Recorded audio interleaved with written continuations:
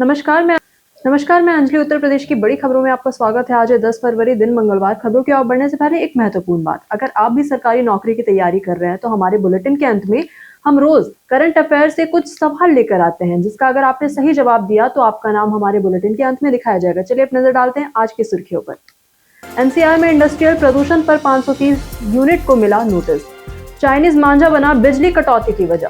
US India trade deal पर अखिलेश यादव का सरकार पर हमला। यूपी की अर्थव्यवस्था 30 लाख करोड़ पार। उत्तर प्रदेश की गौशालाएं बनेंगी हरा चारा उत्पादन केंद्र। चलिए अब नजर डालते हैं आज की 25 अहम बड़ी खबरों की ओर विस्तार से। उत्तर प्रदेश की गौशालाएं बनेंगी हरा चारा उत्पादन केंद्र। आपको बताएं कि उत्तर प्रदेश में अब गौशालाओं को सिर्फ गोवंश संरक्षण के लिए नहीं बल्कि पशु आहार सुरक्षा केंद्र बनाने का निर्णय लिया गया है। मिशन फॉडर के तहत गौशालाओं को 50 से 100 किसानों के नेटवर्क से जोड़ा जाएगा। हरा चारा, मोरिंगा और इसी के साथ साथ नेपियर घास और गन्ना और मक्का जैसी खेती से गोवंश को पौष्टिक आहार मिलेगा। इसी के साथ साथ किसानों की आय भी बढ़ेगी, ग्रामीण अर्थव्यवस्था को नई मजबूती भी मिलेगी। डाक विभाग में 28,740 ग्रामीण डाक सेवक के पदों पर भर्ती। भारतीय डाक विभाग ने 28,740 ग्रामीण डाक सेवक यानी कि जीडीएस के पदों पर भर्ती शुरू की है। इच्छुक उम्मीदवार 16 फरवरी तक ऑनलाइन फॉर्म भर सकते हैं। आवेदन आप खुद करें, इसी के साथ साथ वेबसाइट पर जाकर रजिस्ट्रेशन करें और फॉर्म भरें। वही जनरल ओबीसी को 100 रुपए फीस देनी होगी। वही SC ST की बात करें तो दिव्यांग निःशुल्क है यहाँ पर। इसी के साथ साथ आयु सीमा की बात करें तो 18 से 40 साल है और 10वीं पास होना आपके लिए अनिवार्य है। गाजियाबाद के उद्योगों को अमेरिका से मिला निर्यात लाभ। आपको बताएं कि गाजियाबाद के उद्योगों के लिए अमेरिका के टैरिफ में कटौती से यहां पर राहत मिली है। वहीं भारत अमेरिका अंतरिम व्यापार समझौते के तहत अमेरिका में टैरिफ 50% से घटाकर 18% किया गया है। वही इंजीनियरिंग सामान, इसी के साथ साथ ऑटो पार्ट्स, स्टेनलेस स्टील और रेडीमेड गारमेंट पर अब ज्यादा प्रतिस्पर्धी होंगे। इससे निर्यात बढ़ेगा और रोजगार के अवसर खुलेंगे और जिले की अर्थव्यवस्था मजबूत होगी। 2030 तक निर्यात 29,400 करोड़ रुपए तक पहुंचने की उम्मीद है। यूपी की अर्थव्यवस्था 30 लाख करोड़ पार। उत्तर प्रदेश सरकार ने विधानसभा में आर्थिक समीक्षा रिपोर्ट पेश की। वही रिपोर्ट के अनुसार प्रदेश का सकल घरेलू उत्पाद 30 लाख करोड़ रुपए से ज्यादा पहुंच गया है और अगले साल 36 लाख करोड़ पार होने का अनुमान भी जताया गया है। इसी के साथ साथ यूपी निर्यात में चौथे नंबर पर है। वही कन्या सुमंगला योजना से 26 लाख बालिकाओं को लाभ मिला। इसी के साथ साथ पर्यटन, मेट्रो, हवाई अड्डे और एक्सप्रेस वे में प्रदेश तेजी से विकसित हो रहा है। लखनऊ क्राइम ब्रांच ने जीएसटी चोरी गिरोह का किया पर्दाफाश। आपको बताएंगे लखनऊ क्राइम ब्रांच ने 2 आरोपितों को गिरफ्तार किया है, जिन्होंने फर्जी फर्म पर ई-वे बिल बनाकर 2.66 करोड़ रुपए की जीएसटी चोरी की थी। वही मुख्य आरोपी राकेश साहू अभी फरार है। वही बर्रा और मसवानपुर के आरोपी कमल और एहतेशाम फर्जी इनवाइस और इसी के साथ साथ ऑनलाइन दस्तावेज बनाकर कई राज्यों में टैक्स गबन करते थे। वही आरोपितों के पास डिजिटल साक्ष्य और मोबाइल और बैंक दस्तावेज बरामद हुए। यूएस इंडिया ट्रेड डील पर अखिलेश यादव का सरकार पर हमला। समाजवादी पार्टी प्रमुख अखिलेश यादव ने अमेरिका से हुए अंतरिम व्यापार समझौते पर केंद्र सरकार को घेरा है। उन्होंने कहा कि भाजपा ने देश का बड़ा बाजार अमेरिका को सौंप दिया। इसी के साथ साथ अखिलेश ने मेक इन इंडिया की सफलता पर सवाल उठाते हुए कहा कि विदेशों से मिलेट्स और पशुहार मंगाया जा रहा है, जिससे स्थानीय किसान, पिछड़े और दलित वर्ग को नुकसान हो रहा है। काशी की सड़कें होंगी नई और आधुनिक। काशी की सड़कों को सीएम ग्रिड्स योजना के तहत आधुनिक बनाया जा रहा है। इसी के साथ 6 प्रमुखों मार्गों का 4,784.53 लाख रुपए का कायाकल्प यहाँ पर चल रहा है। इसी के साथ साथ सड़कों को चौड़ा किया जा रहा है। भूमिगत यूटिलिटी डक्ट और इसी के साथ साथ स्टॉर्म वाटर ड्रेन और फुटपाथ और आधुनिक स्ट्रीट लाइटें लगाई जा रही है। वही नगर आयुक्त हिमांशु नागपाल ने यहाँ कहा कि जो काम की प्रगति का निरीक्षण उन्होंने किया है। इसी के साथ साथ कार्य में शिथिलता पर कड़ी कार्यवाही की चेतावनी भी दी है। उत्तर प्रदेश बर्थडे स्पेशल में आज बात होगी कुमार विश्वास की। आपको बताएं कि कुमार विश्वास हिंदी के मशहूर कवि और पूर्व राजनीतिक नेता हैं। वे आम आदमी पार्टी के संस्थापक सदस्यों में शामिल रहे। इसी के साथ साथ हिंदी साहित्य में PhD हासिल करने के बाद उन्होंने पढ़ाई और कविता में करियर बनाया। आज वे टीवी शो के होस्ट हैं और देश विदेश में कवि सम्मेलनों में भाग लेते हैं। उनका काम हिंदी, उर्दू और संस्कृत साहित्य को जोड़ता है। उत्तर प्रदेश में नई आबकारी नीति से शराब और वाइनरी को बढ़ावा। आपको बताएं कि आबकारी विभाग ने नई नीति तैयार कर शासन को भेज दी है। इसमें शराब के निर्यात और वाइनरी स्थापित करने पर निवेशकों को प्रोत्साहन देने की योजना है। वहीं नीति में दुकानों के आवंटन में पारदर्शिता के लिए लॉटरी व्यवस्था जारी रखी जा सकती है। इसी के साथ साथ पुराने व्यापारी वरीयता पाएंगे और इसी के साथ साथ नई दुकानों का आवंटन नए व्यापारियों को होगा। वहीं नीति के बाद राजस्व में 8% वृद्धि का लक्ष्य रखा गया है। उत्तर प्रदेश पर्यटन में आज बात होगी सारनाथ की। उत्तर प्रदेश के वाराणसी के पास सारनाथ वह जगह है जहां भगवान बुद्ध ने ज्ञान प्राप्ति के बाद पहला उपदेश किया। आपको बताएं कि इसे हिरणों का पार्क भी कहा जाता है। इसी के साथ साथ यहाँ बुद्ध के 5 शिष्य पहले संगठित हुए हैं। वही सारनाथ बौद्ध धर्म के 8 प्रमुख तीर्थ स्थलों में शामिल है और इसे यूनेस्को विश्व धरोहर स्थल बनाने का प्रयास चल रहा है। इसी के साथ साथ ये गंगा और वरुणा नदियों के संगम के पास स्थित है। बरसाना के राधा रानी मंदिर में रोपवे फिर चालू। बरसाना राधा रानी मंदिर का रोपवे मरम्मत के बाद आपको बताएं कि रविवार से फिर शुरू हो गया है। इसी के साथ साथ पहले 12 ट्रॉलियों में से अब केवल 6 ट्रॉली ही है चलेगी। इसी के साथ साथ जिससे श्रद्धालु अब केवल 2 मिनट में मंदिर पहुंच सकते हैं। वही रविवार को करीब 3000 श्रद्धालुओं ने दर्शन किए। वही भविष्य में 4 से 5000 श्रद्धालु रोपवे के माध्यम से आसानी से दर्शन कर सकेंगे। वाराणसी बाबतपुर एयरपोर्ट पर रात 11:30 बजे से 8 घंटे तक उड़ानों पर रोक। वाराणसी के लाल बहादुर शास्त्री अंतर्राष्ट्रीय एयरपोर्ट बाबतपुर से अब 1 साल तक रात की उड़ानों पर रोक रहेगी। यह व्यवस्था जो है सोमवार से लागू हो गई है, बीते सोमवार से। इसी के साथ साथ रात के 11:30 बजे और 8 घंटे तक कोई उड़ान नहीं चलेगी। इस दौरान रनवे का विस्तार, मजबूती और लाइटिंग सिस्टम सहित तकनीकी सुधार किए जाएंगे। एनसीआर में इंडस्ट्रियल प्रदूषण पर 503 यूनिट को मिला नोटिस। एनसीआर में वायु प्रदूषण को कम करने के लिए commission for air quality management ने इंडस्ट्रियल यूनिट्स को ऑनलाइन एमिशन मॉनिटरिंग सिस्टम लगाने का आदेश दिया है। इसी के साथ साथ उल्लंघन करने पर 530 इंडस्ट्रियल यूनिट्स को नोटिस जारी किया गया है। वही ओसीईएमएस से आपको बताएं कि ओसीईएमएस सेल ने यहाँ पर 865 यूनिट्स की जांच की, जिनमें कई में से सिस्टम सही नहीं पाया गया। लंबुआ के 23 गांवों में लगेंगे अतिरिक्त ट्रांसफार्मर। आपको बताएं कि लंबुआ डिवीजन के 23 गांवों और बाजारों में बिजली ओवरलोड खत्म करने के लिए अतिरिक्त ट्रांसफार्मर लगाए जाएंगे। इनमें सरपतहा, इंदौली, अमरूपुर और इसी के साथ साथ तातो मुरैनी और अन्य इलाके शामिल है। वही योजना में 90.50 लाख रुपए खर्च होंगे। इससे 50,000 से ज्यादा लोगों को बिजली आपूर्ति में राहत मिलेगी और लो वोल्टेज व फास्ट की समस्या दूर होगी।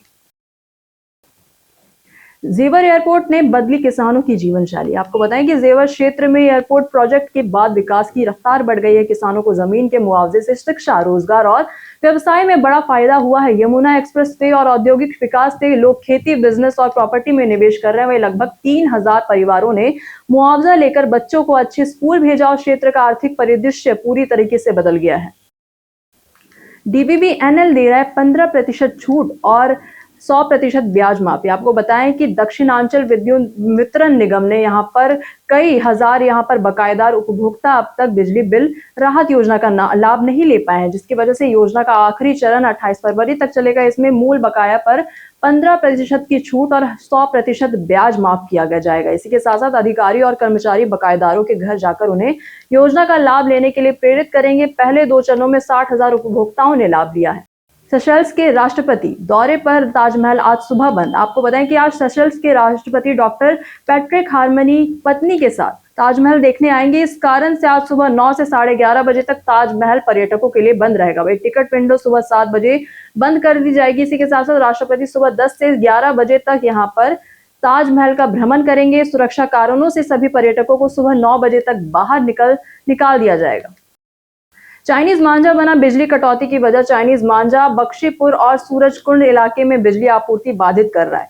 वही पतंगबाजी के दौरान मांझा तारों में फंसने से रोजाना 10 से 15 मिनट बिजली गुल हो रही है। इसी के साथ साथ कोतवाली, निजामपुर, सूर्य विहार और सूरजकुंड फीडर सबसे ज्यादा प्रभावित हुआ है इससे। और बिजली विभाग के अनुसार यहाँ पर मांझा खींचने से तार आपस में टकराते हैं, जिससे धमाका होता है और लाइन ट्रिप हो जाती है। इसके बाद आपूर्ति दोबारा शुरू करनी पड़ती है।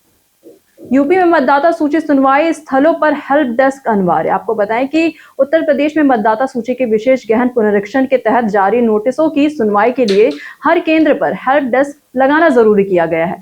यहाँ पर प्रशिक्षित कर्मचारी मतदाताओं की मदद करेंगे। इसी के साथ साथ मुख्य निर्वाचन अधिकारी ने बताया कि 1.4 करोड़ और 2.22 करोड़ मतदाताओं को नोटिस दिए गए हैं। सीएम योगी का जनता दर्शन, शिकायतों पर दिए सख्त निर्देश। उत्तर प्रदेश के मुख्यमंत्री योगी आदित्यनाथ ने सोमवार को विधानसभा जाने से पहले अपने आवास पर जनता दर्शन किया। उन्होंने बीमार लोगों को इलाज का पूरा खर्च सरकार द्वारा देने का भरोसा दिया। इसी के साथ साथ सैनिकों की जमीन पर कब्जे के मामले में सख्त कार्यवाही के निर्देश दिए। बच्चों को दुलारते हुए पढ़ाई पर ध्यान देने और मोबाइल से दूर रहने की उन्होंने सीख दी। वही अधिकारियों को शिकायतों के समयबद्ध निस्तारण के निर्देश भी दिए गए हैं। ब्रज के पारंपरिक उत्पादों की विदेशी में बड़ी मांग। आपको बताएं कि ब्रज के पारंपरिक कपड़े, बगलबंदी, धोती, रुद्राक्ष और कंठी माल अब विदेशों में भी छाए हुए हैं। रूस, अमेरिका, यूके, न्यूजीलैंड और सिंगापुर में इसकी खूब ज्यादा मांग है। वही डाक विभाग के जरिए 9 माह में 86 लाख रुपए की कमाई हुई है। वही मथुरा, वृंदावन के छोटे उद्योग भी इस ग्लोबल मांग का फायदा उठा रहे हैं और ब्रज के उत्पाद विदेशों में भी लोकप्रिय हो रहे हैं। 800 करोड़ की ठगी का आरोपी कन्हैया गुलाटी अब और मुसीबत में। आपको बताएं कि 800 करोड़ की ठगी के आरोपी हिस्ट्री शीटर कन्हैया गुलाटी और उसके साथियों के खिलाफ अब तक 55 मुकदमे दर्ज हो चुके हैं। वही अपार्टमेंट का झांसा देकर लोगों से करोड़ों रुपए ठगने का आरोप है। इसी के साथ साथ पुलिस ने 2 टीमें बनाई हैं और जल्द गिरफ्तारी का दावा किया। आरोपित व्हाट्सएप पर पीड़ितों को जान से मारने की धमकी भी देता था। सैमसंग गैलेक्सी S26 अल्ट्रा जल्द होगा लॉन्च। आपको बताएं कि सैमसंग अपनी नई गैलेक्सी S26 सीरीज जल्द लॉन्च करने वाला है। अल्ट्रा मॉडल में बड़ी स्क्रीन, तेज प्रोसेसर और दमदार कैमरा मिलेगा। वही 25 फरवरी को इवेंट होने की संभावना है और सेल 11 मार्च से शुरू हो सकती है। वही फोन में 5000 mAh बैटरी, फास्ट चार्जिंग और प्राइवेसी फीचर्स भी होंगे। वही भारत में इसकी शुरुआती कीमत 1,29,999 रुपए हो सकते हैं। Wanindu Hasaranga T20 world cup में सबसे ज्यादा विकेट लेने वाले गेंदबाज बने। आईसीसी T20 वर्ल्ड कप में श्रीलंका के वानिंदु हसरंगा ने T20 वर्ल्ड कप में सबसे ज्यादा विकेट लेने का रिकॉर्ड अपने नाम किया। उन्होंने अब तक 40 विकेट लिए हैं और लसित मलिंगा का रिकॉर्ड तोड़ा है। इसी के साथ साथ हसरंगा के प्रदर्शन ने श्रीलंका की गेंदबाजी को मजबूती दी। उन्होंने T20 क्रिकेट में अलग पहचान दिलाई। कई कारणों से दर्ज है भारत के इतिहास में आज की तारीख 10 फरवरी 1931 को नया दिल्ली औपचारिक रूप से भारत की राजधानी बना। 10 फरवरी 2013 को प्रयागराज कुंभ मेला स्थल पर भीड़ के कारण दुखद दंगों में कई लोग मारे गए और घायल हुए। हम प्रतिदिन आपसे 5 ऐसे जरूरी सवाल और उसके जवाब बताएंगे जो यूपीपीएससी और अन्य प्रतियोगी परीक्षाओं में काम आएंगे। ये सवाल इतिहास, यूपी स्पेशल, विज्ञान, करंट अफेयर्स और भूगोल से रहेंगे। पूछे गए 5 सवाल में आपने कितना सही उत्तर दिया, ये हमें कमेंट बॉक्स में जरूर बताएं। हमारा पहला सवाल है कि INS Arnala anti submarine warfare shallow water craft किस शिपयार्ड ने बनाया था? पहला ऑप्शन है garden reach ship builders and engineers और दूसरा है कोचिन शिपयार्ड लिमिटेड, तीसरा है हिंदुस्तान शिपयार्ड लिमिटेड, चौथा है Mazagon dock ship builders limited. इसका सही उत्तर है garden reach ship builders and engineers. हमारा दूसरा सवाल है ई सांख्यिकी पोर्टल के लिए मॉडल कॉन्टेक्स्ट प्रोटोकॉल सर्वर का बीटा वर्जन किसने लॉन्च किया? पहला ऑप्शन है नीति आयोग, दूसरा है इलेक्ट्रॉनिक्स और IT मंत्रालय, तीसरा है राष्ट्रीय सांख्यिकी कार्यालय, चौथा है भारतीय रिजर्व बैंक। इसका सही उत्तर है राष्ट्रीय सांख्यिकी कार्यालय। हमारा तीसरा सवाल है एन सोलेनो तोगनाथा और एन धृतेय क्या है? इसका पहला ऑप्शन है नई समुद्री कीड़े की प्रजातियां हैं, दूसरा है आक्रामक घास या जंगली पौधे हैं, तीसरा है पारंपरिक दवाइयां, चौथा है नई मछली की प्रजातियां। इसका सही उत्तर है नई समुद्री कीड़े की प्रजातियां। पढ़ाई विद AI डिजिटल लर्निंग योजना किस राज्य ने शुरू की थी? हमारा पहला ऑप्शन है पंजाब, दूसरा है हरियाणा, तीसरा है गुजरात, चौथा है हिमाचल प्रदेश। इसका सही उत्तर है हिमाचल प्रदेश। FY24 में भारत का सबसे बड़ा ऊन उत्पादक राज्य कौन सा है? पहला ऑप्शन है कर्नाटक, दूसरा है राजस्थान, तीसरा है तेलंगाना, चौथा है उड़ीसा। इसका सही उत्तर है राजस्थान। बीते दिन बहुत से लोगों ने हमारे वीडियो को लाइक किया था और साथ ही साथ सवालों के जवाब भी दिए थे। जिन्होंने हमारे द्वारा पूछे गए सवालों का जवाब दिया है और वीडियो को लाइक किया, उनके नाम है मोहम्मद सम्मू सिद्दीकी, अमित कुमार पांडे, स्वतंत्र यादव, विवेक मिश्रा, उमेश मौर्य, लल्ला ठाकुर और लोकेश पंडित। इसी के साथ बढ़ते हैं आज के सवाल की ओर और हमारा सवाल है कि क्या आपके इलाके में बिजली और इंटरनेट की सुविधा अच्छी है?